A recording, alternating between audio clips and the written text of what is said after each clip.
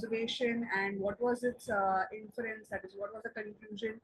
Basically, it gave a proof that actually, yes, all the essential building blocks of the first living organism must have been or could have been formed on the primordial earth, uh, due to the coming together of reactions between the organic and inorganic molecules that were prevalent on the primitive earth. Okay, now in this video, we are going to move to another angle of evolution. Okay, we are going to discuss the organic evolution, that is how living organisms which were there on the earth in the early life, in the early very very early stages, and then how they evolved different, how humans came into existence, and maybe different organisms. We are going to support this understanding of organic evolution with help of few theories, that is theory of Lamarck, Darwinian theory, and mutation theory of De Vries. Theory of Lamarck you have covered in lower standards. It's not there in detail in your syllabus for 12, but we will just revise that. In detail, you have to do the Darwin's theory of evolution. This is very, very important with the exam point of view also, and for understanding the organic evolution point of view also. This we will be discussing in a bit detail, and this is also a small last theory, okay, mutation theory put forth by De Vries. So in this video, we are going to cover these theories which will support the understanding of organic evolution. Okay, now we are done with the chemical part, the non-living stuff coming together and giving rise to living parts. So we saw so many different theories put forth by different philosophers, thinkers, mostly scientists, researchers.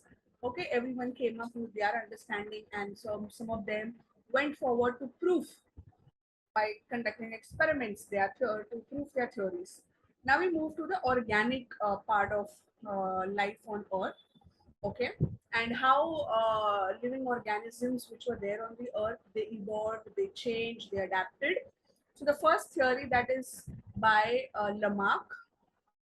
Okay, this theory is mostly based on inheritance of acquired characters. Acquired means what?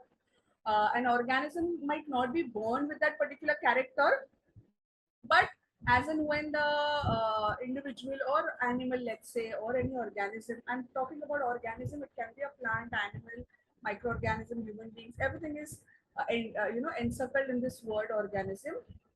So the theory states that the inheritance of acquired characters, that in later stages of life the organism might evolve or adapt and gain, acquire that character, acquire. The organism might not be born with that particular character. Okay, so it states that evolution of life forms occurred by use of or disuse of organs. Use or disuse. So if an organism is going to use a particular organ very often, so most probably that organ or part will become very, very useful. It might evolve. And if a particular organism is not using that particular organ, then it might just diminish, or the shape might change, the function might change of that particular organ. So this is what Lamarck says. I mean, the theory put forth this statement. This theory was eliminated out because it is proved that the characters are inherited only through genes. And that is why in today's modern synthetic theory, now we know that it is nothing like that. It is all based on genes, and that is why many of the biologists mostly do not consider this theory. Okay.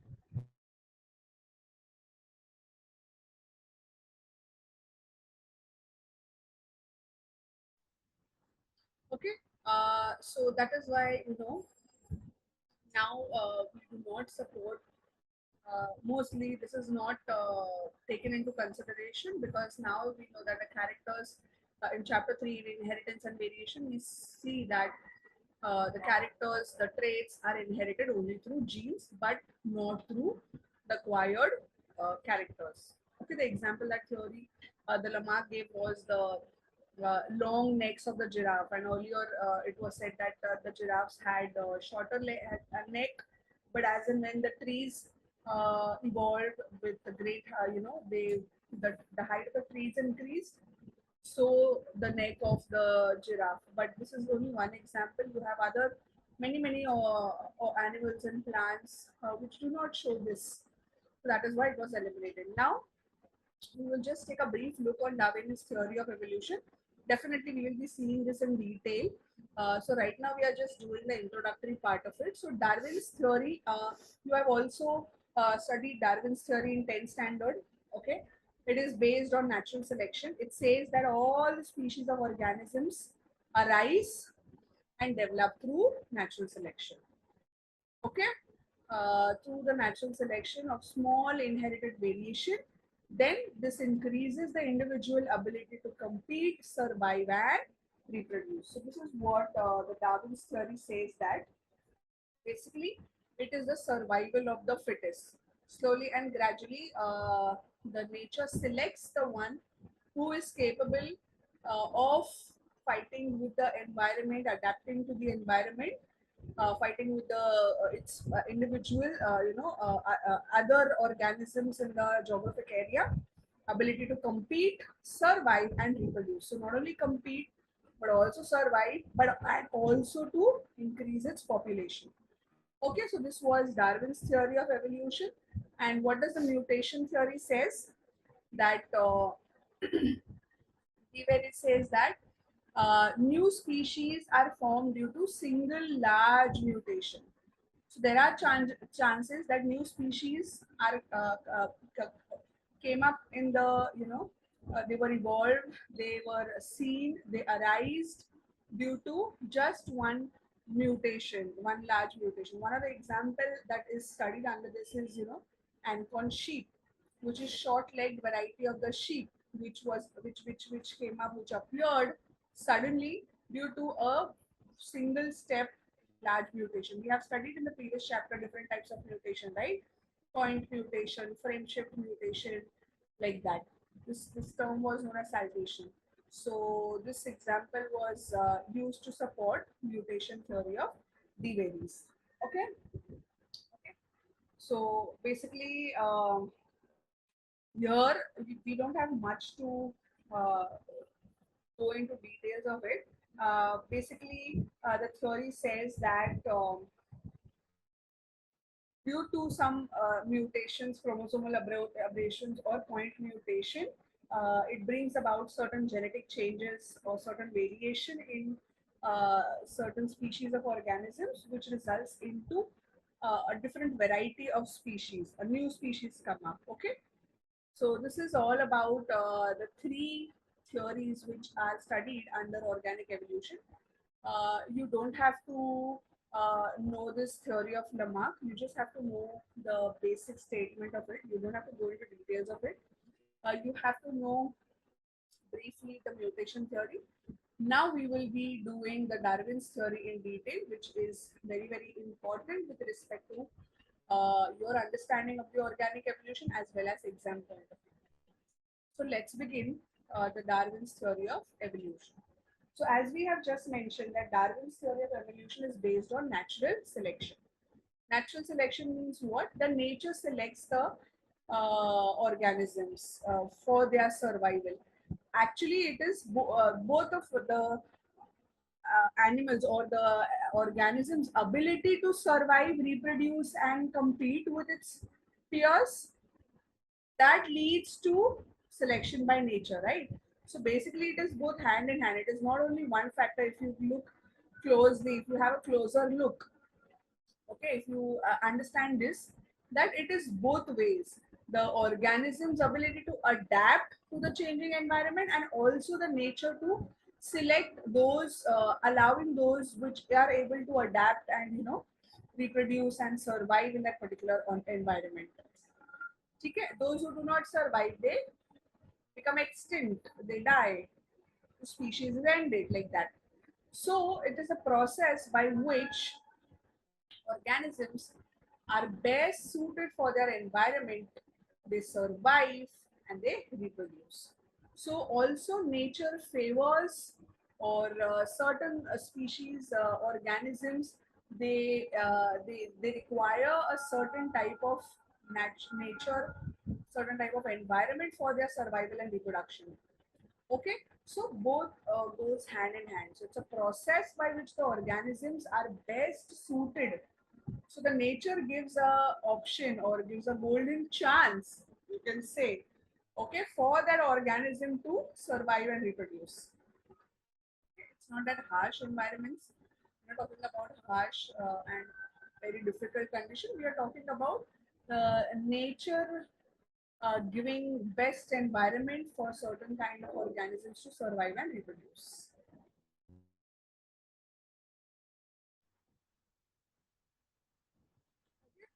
So, two important examples that we will see, we will be understanding regarding natural selection is industrial melanism and Darwin finches. Other examples includes resistant organisms, again herbicides, pesticides.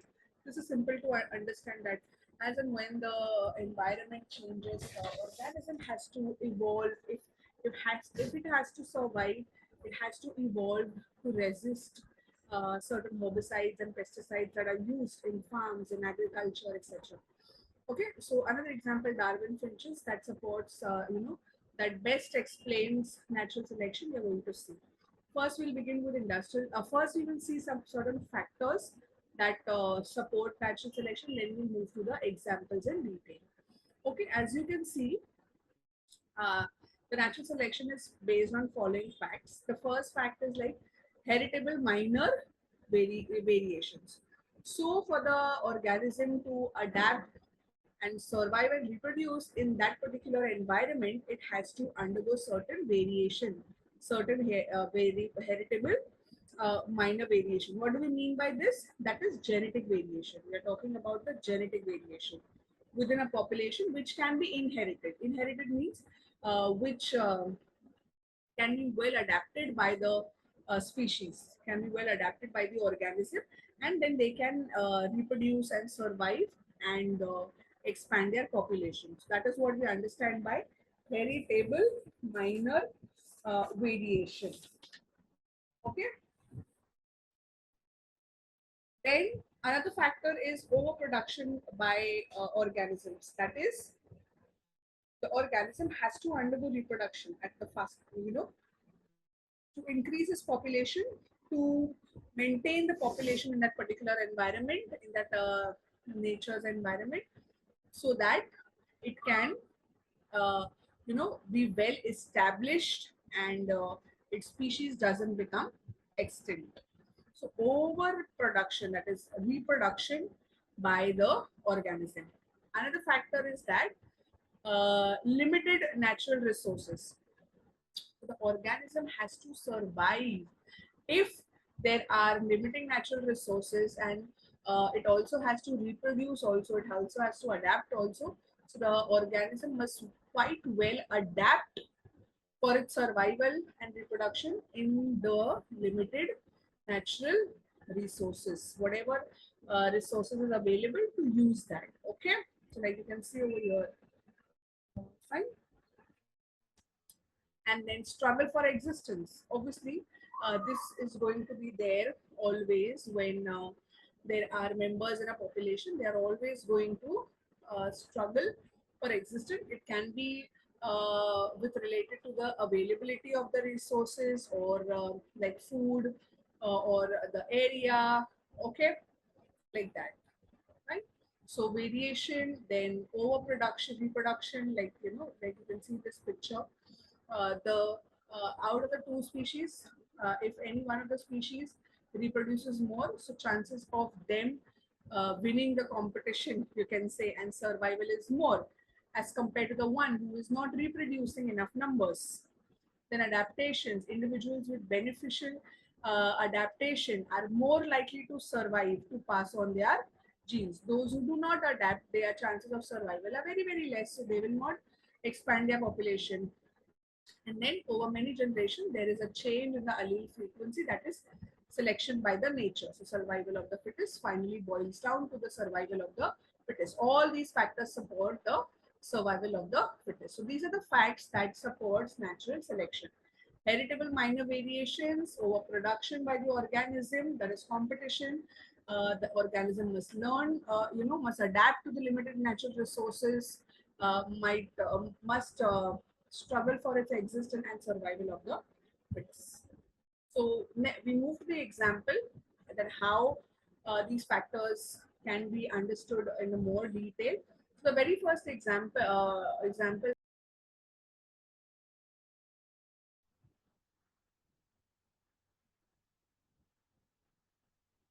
Okay, so the first example is about industrial melanism. Industrial melanism basically is about the adaptation of a particular species of moth. They look like butterfly, but they are a species. They are like insects or creatures which look like butterflies. They adaptation of these species in response to pollution. Very very important, pollution. So basically, before industrial revolution, the moths were looking like white colored, and after industrial revolution, they look like dark colored. Why? Very simple. Uh, during the industrial revolution in England in 1845 to 1890, the population of peppered colored moth were increasing. Why? Because of all the factories and all the industries coming up, and they releasing these fires, all the polluted and toxic gases into the atmosphere directly, so that soot, that blackish substance that covered all the trees, so they resulted into these black moths. Okay, because all the trees were covered with black, so their body also turned black. Before industrial revolution, these were having light colored, and the trees were light grayish green. Okay, and because of the presence of lichens also. Okay, lichens are another group of organisms which are present in clean, pollution free environment. So lichens, presence of lichens on the trees are also an example of is an indicator of the level of pollution in that area. So if an area is very much polluted, that particular region will, you will not see lichens growing on trees. Okay, so at that time, most of the moths were light colored, which were in camouflaging with the lichens. And after industrial revolution, over a period of 45 years, the dark variety became more common. Now, what happened is that before industrial revolution, these white colored moths were camouflaging, or they hid in the tree trunks. Okay, with the lichens. So the black ones which were there, they were easily spotted by the birds. Birds feed onto these moth. They eat them as food. So the black ones were easily eaten up by the birds because they could be easily recognized on the tree trunk, because lichens were growing. They were also lightish greenish and whitish, and these moths were also there. So they sort of hid, camouflage, and they were like hidden in those lichens. So they were safe. After industrial revolution, what happened? After industrial revolution, the black population increased and the white decreased. So the white were easily spotted. So after industrial revolution, what happened? The black ones can be easily camouflaged with the tree trunk, because all the tree trunk were, as you can see in the picture, as you can see, this was before industrial revolution, this was after industrial revolution. So black ones were easily detected over here, and here the white ones were easily detected by the birds. Okay, so black could easily camouflage and hid, so the birds easily picked up white. So now you can see how the nature selected the survival of these moth. Yes, before industrial revolution, the white ones survived more population of white ones. After industrial revolution, more population of the black ones. Okay, so this natural selection resulted in the establishment of a phenotypic trait regarding the changing the environmental conditions. So environmental condition changes, the phenotypic traits of these moths also changed, and subsequent their survival, reproduction, and existence also changed. Another example is Darwin finches. These are a type of birds, basically. Okay, they are they came their existence started by uh, arriving at a particular geographic area. So birds fly, or they are blown approximately 600 miles to this island, which are known as Galapagos. Okay, so they were living earlier. They were living in one particular region, but for some reason they migrated or they flew to this island. Okay, now there is a change in the geographic location, right? There is a change in the geographic location. Earlier they were, let's say, somewhere over A, now they are in B. Now the birds are now separated from their homeland, their mainland, from wherever they came, from their mainland population and other island population. Some of the birds flew, and from island A they moved to island B. Now, depending upon what is the environment is here, the food available, the resources available, the temperature, and all those stuff, here the birds are developing in a completely different manner as they were developing when they were on let's say, island A. This results in changes in their genetic adaptation gene pools. So the birds adapt to the local environment, and this resulted into their changes in the beak size, maybe their size overall, their color, their flying ability, their eating habits, their living habits. They everything got adapted to the local environment where they migrated or where they flew and came. So this is also telling you about nature selection. Okay, nature selection of the survival of a particular species and forming a new species and evolution of a new species. So this is all about Darwin's theory of evolution. Thank you all. Keep revising. Make a note of anything you have not understood. You can ask me uh, your doubts. Take care. In the next video, we will be talking about different aspects of evolution and origin of basically evolution. We have covered origin in the previous videos. So take care. See you. Bye bye. Thank you.